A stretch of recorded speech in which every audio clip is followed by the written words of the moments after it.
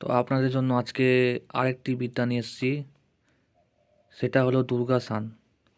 তো এই মন্ত্র দিয়ে আপনারা বহু ধরনের কাজ করতে পারবেন। একটি মন্ত্র দিয়ে আপনারা বিভিন্ন ধরনের কাটান করতে পারবেন। শত্রু আপনাদের উপর যাই করে থাকুন না কেন, একটা মন্ত্র দিয়ে আপনারা কাটান করতে পারেন। এবং আপনার ভিটার মধ্যে বা বাড়ির মধ্যেও যদি ক্ষতি করে থাকে, সেটাও আপনারা কাটতে পারবেন আজকের দেওয়া এই মন্ত্র দিয়ে।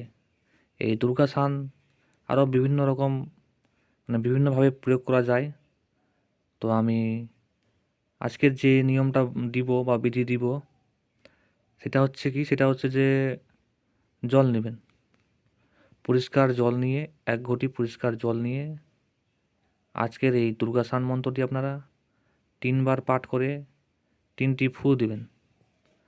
ফু দেওয়ার পর সেই জলটি যার শরীরে ক্ষতি করা আছে বা শত্রু ক্ষতি করে রেখেছে তাকে খাওয়াবেন এবং তার শরীরের মধ্যে ছিটা দিবেন, চোখে মুখে একটু ছিটা দিবেন, তার সমস্ত কাটান হয়ে যাবে।